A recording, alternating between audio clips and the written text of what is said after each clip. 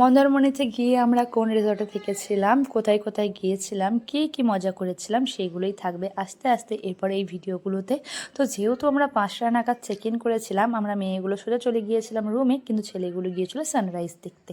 তার কিছুক্ষণ পর আমরাও চলে গিয়েছিলাম একটু বিচ সাইডটা ঘুরে আসতে। আর এটা হচ্ছে আমাদের রিসর্টের ব্যাক সাইডটা। এখানে ছিল swimming pool, sitting area and খুবই সুন্দর অ্যাম্বিয়েন্স, গাছপালায় ভরা পুরো রিসর্টটা ছিল। খুবই সুন্দর, খুবই প্রিটি রিসর্ট ছিল। আর এর পাশেই ছিল একদম গায়ে লাগোয়া বিচ, যেহেতু আমরা বিচ সাইডে রিসর্ট নিয়েছিলাম। তো যেহেতু আমরা ভোরবেলায় ঢুকেছিলাম আর আমরা রুমে চলে গিয়েছিলাম, তার মধ্যে একটা টেনশনেরও রিজন ছিল। পূজা তার ডকুমেন্টস অ্যান্ড ক্যাশের পুরো পার্সটা বাসে ফেলে এসেছিলো, কিন্তু লাকিলি আমরা ওটা পেয়ে গিয়েছিলাম। ওই স্টোরিটা পরের ভিডিওতে জানাবো। আর এটা হচ্ছে আমাদের রুম। আমরা রুমে এসে সোজা ব্রেকফাস্ট নিয়ে নিয়েছিলাম, যেহেতু অনেকটাই টায়ার্ড ছিলাম বলে। আর আমরা ওই ডাইনিং এরিয়াতে যাইনি। এরপরে কিছুক্ষণ রেস্ট নিয়ে স্নান করে আবার চলে গিয়েছিলাম লাঞ্চের সময়, যেহেতু হয়ে গিয়েছিল।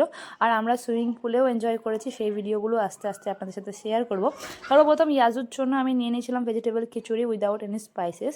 আর তারপর ছিল আমাদের জন্য হচ্ছে চিকেন কারি, তার সাথে ছিল মিক্স ভেজ, আর সাথে ছিল আমাদের ডাল, আর ছিল রাইস, আর লাস্টে ছিল হচ্ছে গোলাপ জামুন অ্যান্ড দহি। খুবই সুন্দর খাওয়া দাওয়া ছিল, খাওয়া দাওয়ার কোয়ালিটিও খুব সুন্দর ছিল।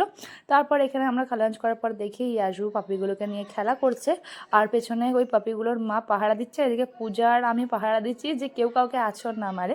তো এরপর ভিডিওগুলোতে আপডেট থাকবে আমরা কোথায় কোথায় গিয়েছিলাম মন্দারমণি থেকে। তো ততক্ষণের জন্য স্টে টিউন ফর